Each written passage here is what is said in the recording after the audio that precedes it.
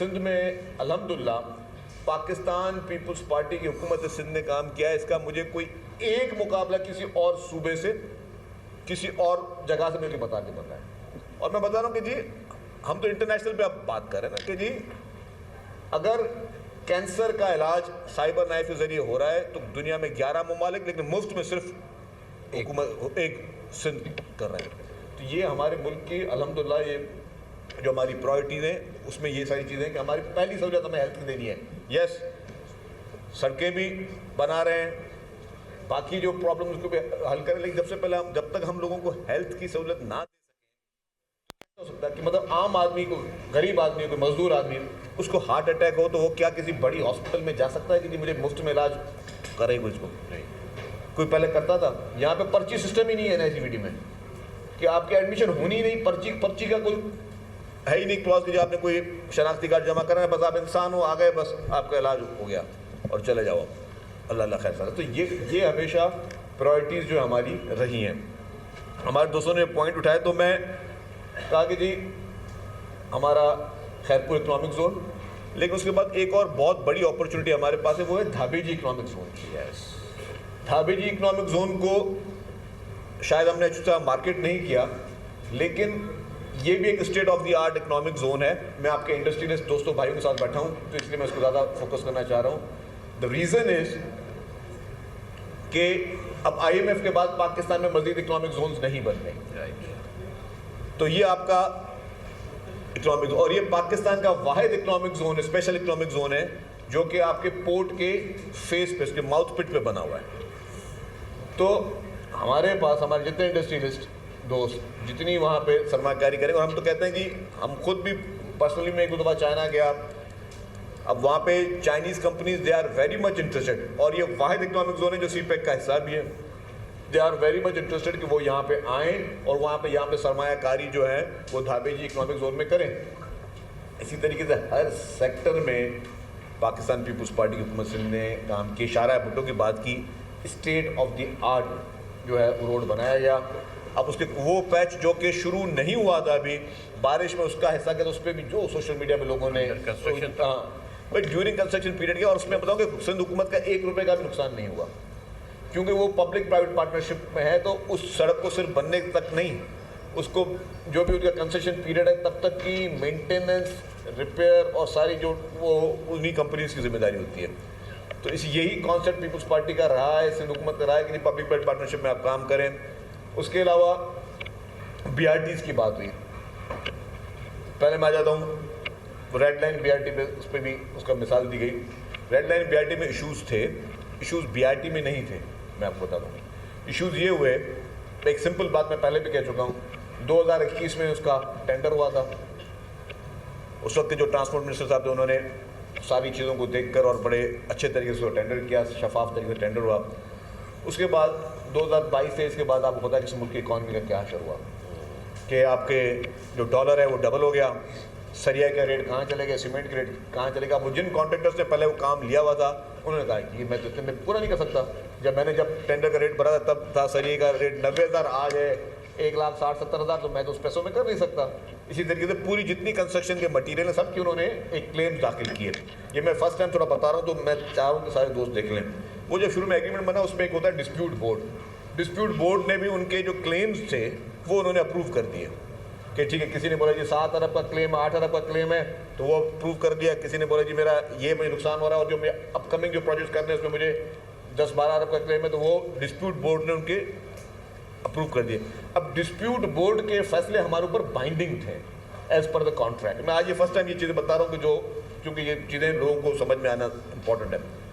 अब हमने फिर चीफ मिनिस्टर साहब ने मीटिंग की, भाई अब क्या करें, तो हमने कहा कि हमें मौका दें कि हम उनसे कॉन्ट्रैक्टर से नेगोशिएशन करें। अब उसमें जिसका 7 अरब का क्लेम था उसको हाथ पांव बांध कर नेगोशिएशन करके हम लेके आए 2 अरब रुपये।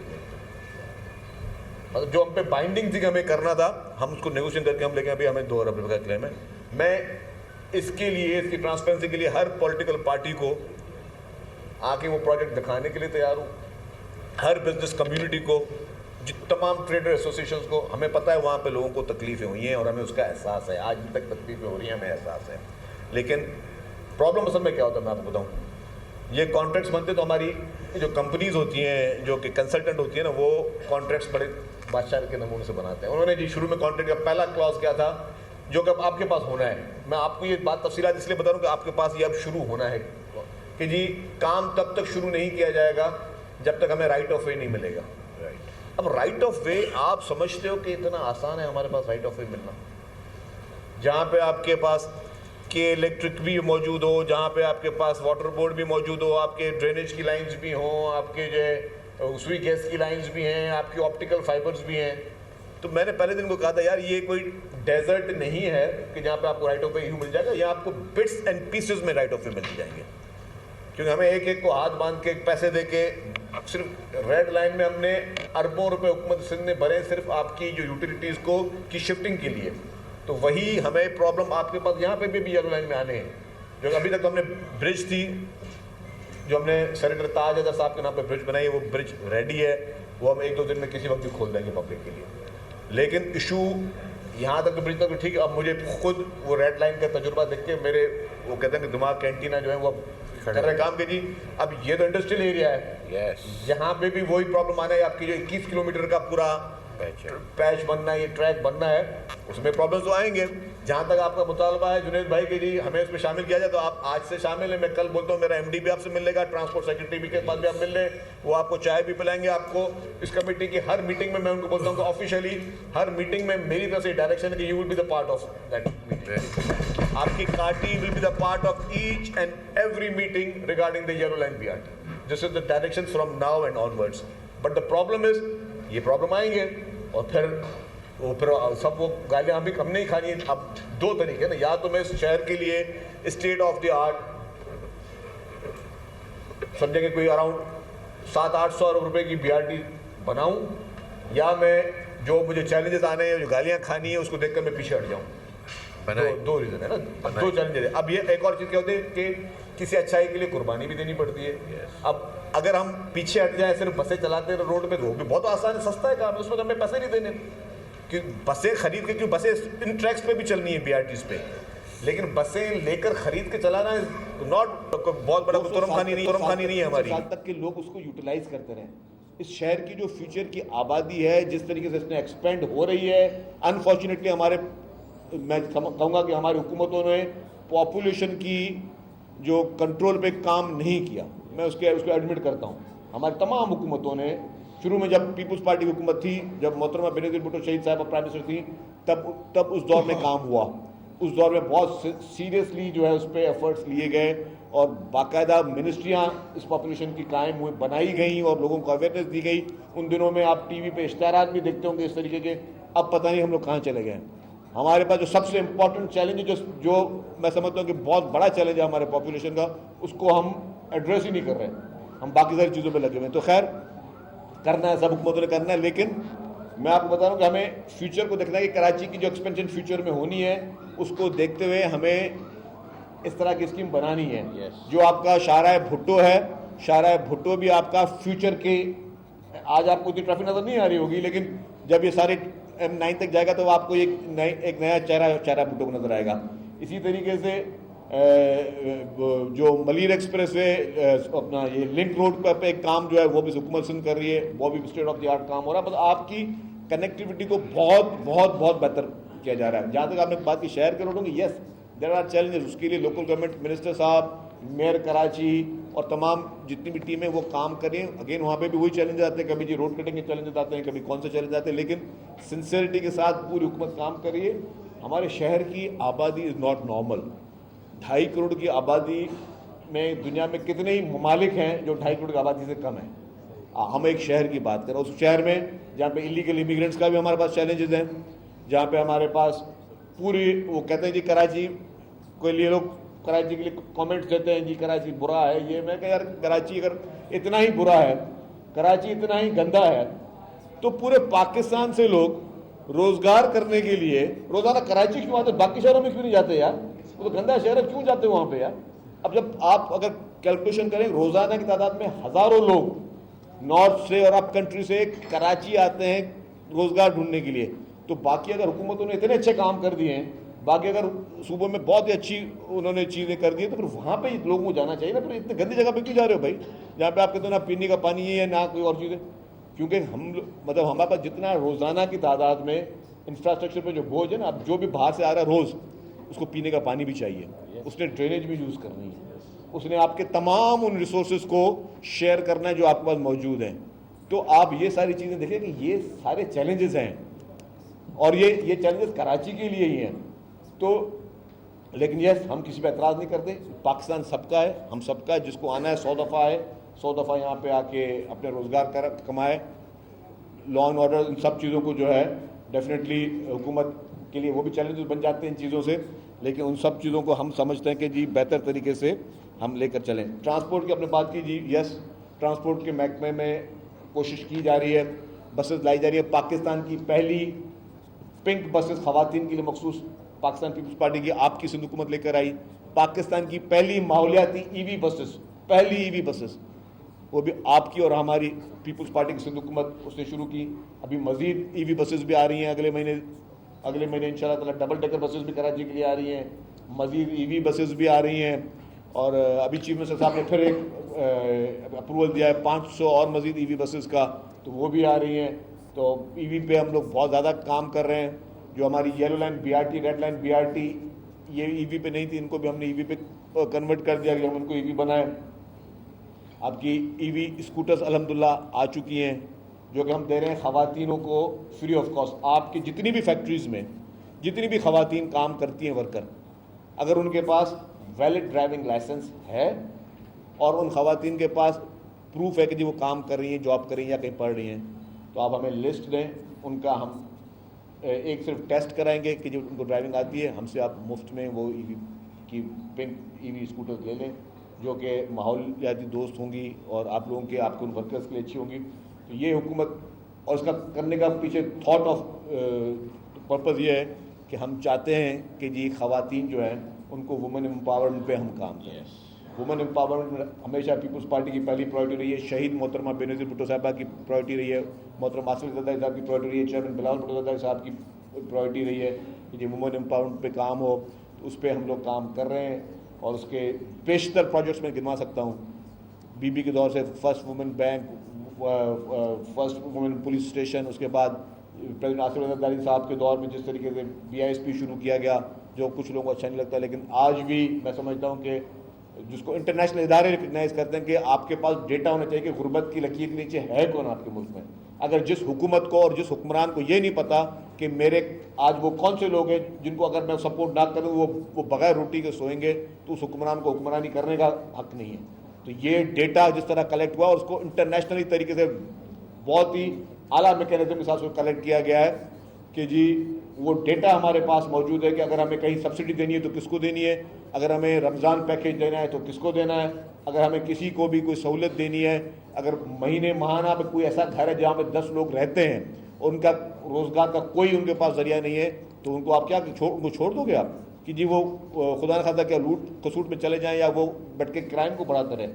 उनको आपने गवर्नमेंट ने सपोर्ट करनी। पूरी दुनिया में जो है वो गवर्नमेंट जो है वो वेलफेयर स्टेट होती है, इस तरह का सपोर्ट करती है। तो वो सारे सपोर्ट के प्रोजेक्ट उसमें भी ख़वातीन को प्रायोरिटी दी गई। और मैं बता दूं, हमने रिकॉर्ड की बात करा था जहाँ पे कि हमारे जो कॉम्पिटिशन्स हैं वो इंटरनेशनल कॉम्पिटिशन, जैसे मैंने बताया आपको खैरपुर इकनॉमिक जोन या हमारे पब्लिक प्राइवेट पार्टनरशिप या बाकी हमारे प्रोजेक्ट्स, लेकिन दुनिया की तारीख का सबसे बड़े में बड़ा, दुनिया की तारीख का सबसे बड़े में बड़ा हाउसिंग प्रोजेक्ट जिसमें मुफ्त में 21 लाख घर बनाए जा रहे हैं, जिसमें 8 लाख घर तैयार हो चुके हैं, लोग वहां पे मक्कीन हो चुके हैं, वो भी आपकी हमारी पाकिस्तान पीपल्स पार्टी की हुकूमत से बना। दुनिया की तारीख का मतलब इससे पहले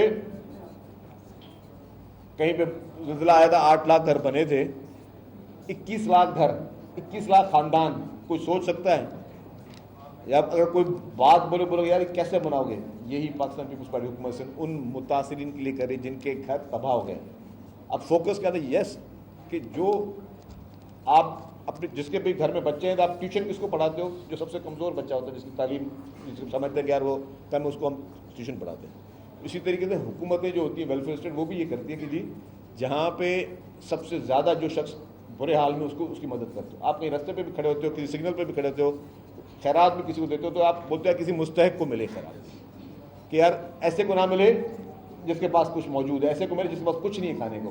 तो इसी तरीके से जिन लोगों के घर तबाह हो चुके थे 2022 के तूफानी सैलाब में, जिनके घर तबाह बर्बाद हो गए थे, जिनके पास रहने के लिए घर नहीं था, जो सड़कों पे पड़े थे, चारपाइयों में पड़े थे ऊपर चादरें डालकर, उनको आपकी और हमारी इस हुकूमत ने उनको फ्री ऑफ कॉस्ट जो है वो घर बना के दे रही है। मैं समझता हूँ इससे बड़ा सवाब, इससे बड़ी नेकी दुनिया में और कोई नहीं हो सकती। तो आपने हेल्थ सेक्टर, आपने बाकी तमाम सेक्टर में देखना है, इंडस्ट्रीज के लिए आपने बात की। यस, जहाँ से हमें फेडरल गवर्नमेंट के इशूज़ हैं, तो मैं आपको बता दूंगा हमारे चीफ मिनिस्टर साहब हमेशा, उनकी ये नुमायाँ खुसूसियत ये रही है चीफ मिनिस्टर साहब की, कि हमेशा चाहे वो सूबे से रिलेटेड इशू हो या सूबे से किसी भी कम्युनिटी से रिलेटेड इशू हो, वो फेडरल गवर्नमेंट में मुकदमा बहुत ही ज़बरदस्त तरीके से उस मुकदमे को पेश करते हैं।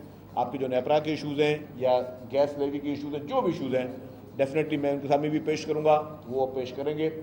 जितने भी हम लोग सूबाई हुकूमत है, मैं आपके पार्टी के दोस्तों को बता दूं कि हम यहाँ पे एज ए वज़ीर नहीं आते, यहाँ पे हम आपके एज ए खादिम होकर आते हैं, और ये हमारी रेस्पॉन्सिबिलिटी है। ये यहाँ पे आके अगर हम कोई भाषण दे के कोई एहसान कराने या मीडिया कवरेज करने नहीं आते, हम यहाँ पे आते हैं कि हमने आपके एक एक इशू को संजीदगी के साथ सुना है। जो इशूज़ आपने यहाँ पे रेज़ किए हैं या वो इशूज़ जो आपने अंदर कमरे में मीटिंग में रेज़ किए हैं, एक एक इशू को आपको बहुत जल्दी उसकी फॉलोअप मीटिंग्स मिलेंगी। और ये हमारी रेस्पॉन्सिबिलिटी कि हमारी ताजर बरादरी को कि जितने भी मसाइल हैं उनको हल करें, क्योंकि अनफॉर्चुनेटली एक प्री प्लान तरीके के साथ 1985 से इस सूबे के खिलाफ एक साजिश शुरू की गई। सिंध सूबे के खिलाफ एक साजिश 1985 के बाद की गई, और वो साजिश ये थी कि इस सूबे से किस तरीके से हम इन्वेस्टमेंट को मूव करें, लोगों को डराएं, यहाँ पे फसाद कराएं, यहाँ पे अननेसेसरी वो कहते हैं कि जी मसनूई तरीके से पार्टियां बना के, मसनूई तरीके से फसादात करा के लोगों को इस तरह ऐसा माहौल पैदा किया गया कि यहाँ से इंडस्ट्री यहाँ जाएं, यहाँ से लोग शिफ्ट हों, और कुछ लोग गए भी सही, मैं उसको मानने में मुझे कोई वो नहीं है, ठीक है, कुछ लोग उस साजिश में कामयाब हो गए, लेकिन जो लोग गए से वो गए। जो जिन लोगों ने अपने पैर जमा करके आज यहाँ पे मौजूद हैं, आप लोग हमारे कौमी हीरोज़ हैं, आप इस पाकिस्तान के कौमी हीरोज़ हैं, आप इस सूबे के कौमी हीरोज़ हैं, आप हम इस हुकूमत के लिए कौमी हीरोज़ हैं, आप पाकिस्तान पीपल्स पार्टी के लिए कौमी हीरोज़ हैं।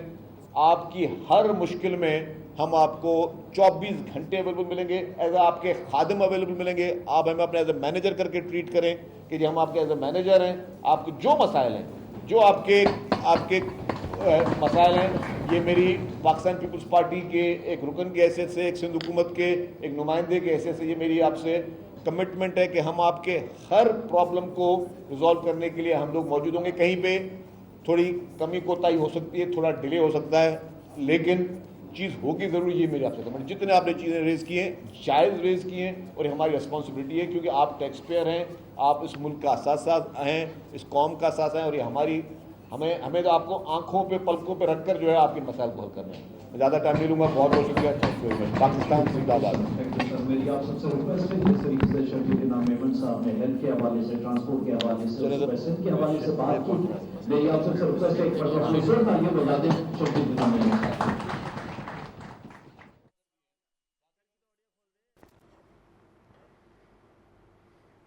सूबाई वज़ीर तलाश मेमन कराची में तकरीब से खिताब कर रहे थे। मुल्क की मईशत को तरक्की देने में ताजरों का किरदार कलीदी हैसियत रखता है। उनका कहना था कि अगर ताजरों को सहूलियत फराम की जाए तो मईशत बेहतर हो सकती है।